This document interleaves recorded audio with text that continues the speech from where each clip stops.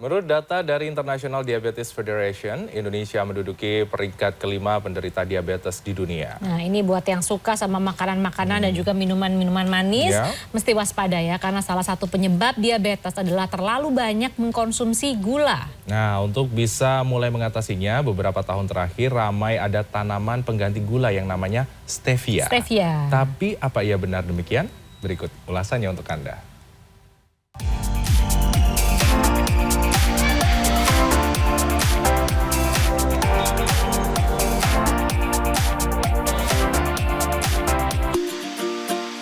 Tak dapat dipungkiri, semua orang membutuhkan gula untuk tubuhnya karena gula merupakan salah satu sumber energi bagi tubuh untuk mendukung aktivitas. Meski gula bisa didapatkan dari jenis karbohidrat utama seperti nasi, singkong, ataupun ubi, kebanyakan gula yang dikonsumsi masyarakat berasal dari tebu atau gula pasir. Selain lebih mudah diperoleh, rasanya yang manis menjadi alasan gula pasir banyak dicari. Eits, tapi jangan berlebihan ya. Kementerian Kesehatan menyebut konsumsi gula tentu perlu dibatasi, yakni 50 gram per hari, yang setara dengan 4 sendok makan orang dewasa. Ingat, ada bahaya dan resiko obesitas, diabetes, dan penyakit metabolik lain kalau kebanyakan mengonsumsi gula.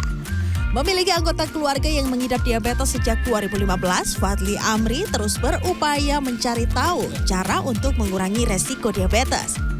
Langkah sederhana yang 4 tahun kemudian diambil adalah mengenal stevia, tanaman asal Paraguay yang disebut pengganti gula alamiah yang memiliki tingkat kemanisan 200-300 kali dibandingkan gula biasa.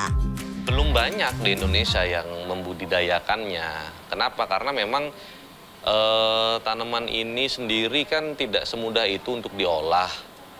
Kemudian juga kalau kita hanya menanam tanamannya, itu kebanyakan dari petani itu bingung mau jual daunnya kemana gitu. Jadi oleh karena itu saya tidak mau hanya berhenti di tanaman saja atau kebun, tapi saya harus punya produk jadi gitu yang emang bisa langsung dikonsumsi. Tanaman stevia disebut subur dan baik ditanam di lahan dengan ketinggian 1000 meter di atas permukaan laut.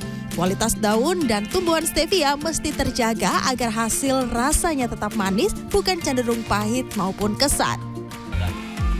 Usai dikeringkan, daun stevia kemudian diproses agar memiliki cairan ekstrak stevia. Karena tingkat manisnya jauh lebih tinggi, pola konsumsi disarankan 1-2 tetes saja dalam 1 gelas teh.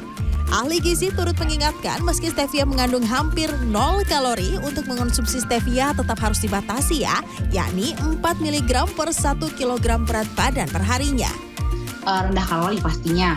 Kemudian dia tidak mengandung karbohidrat dan dia memiliki indeks glikemik yang rendah sehingga dia aman dikonsumsi oleh penyandang diabetes. Nah, jadi ya kalau misalkan kalori kan tadi hubungannya dengan peningkatan berat badan saja. Nah, tapi kalau misalkan yang tadi indeks glikemik yang meningkatkan gula darah tadi itu memang hubungannya dengan penyakit-penyakit metabolik kayak diabetes, kemudian penyakit jantung dan yang lain-lainnya, dan juga termasuk tadi penuaan dini. Patricia menambahkan stevia memiliki indeks glikemik yang rendah sehingga aman dikonsumsi bahkan oleh penyandang diabetes. Perbandingannya, yakni stevia hampir 0 kalori, sementara 1 sendok gula aren memiliki 15 kalori dan 1 sendok makan gula pasir mengandung 21 kalori atau 3.900 kalori per kilogramnya. Mengubah gaya hidup memang tak semudah membalikan telapak tangan. Perlu secara bertahap memacu diri untuk rutin mengonsumsi yang lebih baik dan sehat, imbangi pula dengan menjaga asupan bergizi, istirahat cukup, dan berolahraga ya. Clarissa Aradia, Himawan Amri, Jakarta.